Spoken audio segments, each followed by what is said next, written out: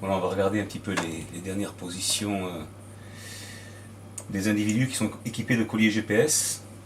Alors, ici, on va trouver Sacha. Sacha, la dernière donnée, tu vois, elle date d'hier. Hier à 1h du matin. On a 4 données qui rentrent par 24 heures. Donc une fois toutes les 6 heures, on a la localisation exacte de l'animal. Hop, là j'ai tous les points qui s'accumulent. Tous les points localisés, enfin tous ces points de localisation entre le 25 novembre et le 6 décembre. Voilà. Donc tu vois là, tu as clairement un individu qui est vraiment fixé là sur un coin.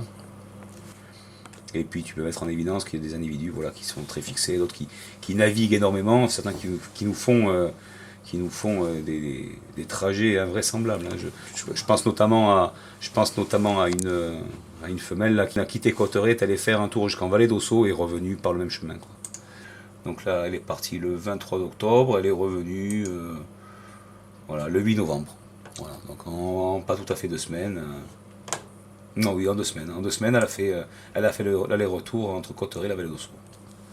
Et tu vois, ce qui est très rigolo, c'est qu'on voit qu'à l'aller au retour, elle emprunte à quelque chose près le même trajet. Ce réseau de crêtes sur lesquels ils circulent, pour eux, c'est des boulevards, c'est des autoroutes. Alors, pour retrouver ces animaux et pour en assurer le suivi au quotidien, en fait, on dispose, on va dire, de trois outils principaux. C'est d'abord l'interface internet GPS qu'on a vu ce matin avant de partir. En général, moi je mets toujours un petit coup d'interface internet, ça permet d'un peu d'orienter les recherches et la journée de suivi. On a sur le terrain l'antenne qui capte les signaux VHF émis par les colliers. Et pour les autres, comme tous ne sont pas équipés de colliers, le meilleur moyen, ça reste encore la paire de jumelles et la lunette. C'est une des dernières femelles lâchées. Et quasiment depuis le lâcher, depuis le jour du lâcher, elle ne quitte pas ce coin-là. Elle est au plus à l'est de la rive gauche du couloir de Ribaret, là. Et elle vient jusque dans les voies, là. Et ça, c'est vraiment son secteur. C'est en fait en coloration, c'est relativement proche, c'est monochrome. Il suffit qu'ils aient mangé un petit peu avant, qu'ils soient en train de ruminer, ils se couchent. Et là, des fois, tu peux y passer un moment avant de le trouver. Assez discret. Puis il y a des mots vraiment placides. Quoi. Donc, et tu peux être très très près. Ça les dérange pas forcément. J'en ai un là, tu vois. Collier, il y a du jaune sur le collier. Je pense que c'est Cora.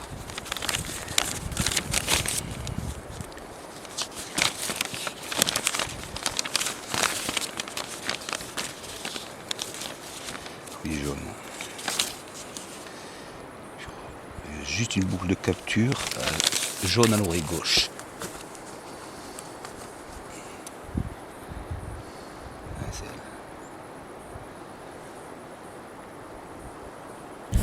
Là, on est sur un site très accessible. Hein.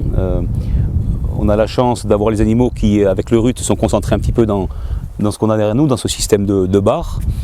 L'été, c'est des animaux qui nous amènent beaucoup plus loin en fond de chaîne, voire jusqu'à la frontière espagnole, et beaucoup plus en altitude, puisqu'en fait, ce sont des animaux qui exploitent tout le réseau de crêtes pour se déplacer. C'est un animal qui est extrêmement rupestre, qui aime beaucoup toutes les zones de pierriers, de casse. Donc une journée de suivi en été, c'est de nombreuses heures de marche et c'est souvent beaucoup de crêtes à avaler au fur et à mesure de la journée, mais c'est un vrai plaisir. Au bilan, un peu plus d'1 an après le premier lâcher, la première réintroduction, donc on se retrouve avec 63 animaux lâchés. On a eu juste un cas de mortalité, ce qui est quand même extrêmement faible après l'hiver 2014-2015 qu'on a connu, qui était particulièrement enneigé, qui a été compensé en plus par la première naissance d'un petit bouquetin ibérique dans les Pyrénées, Isis, une des femelles lâchées à l'été 2014, qui nous a fait ce petit. Bilan intermédiaire, puisque bon, l'opération doit se continuer avec, normalement, si tout va bien, au printemps 2016, les premiers lâchers de bouquetins ibériques qui se feront sur le secteur voisin de Luce-Gavarnie.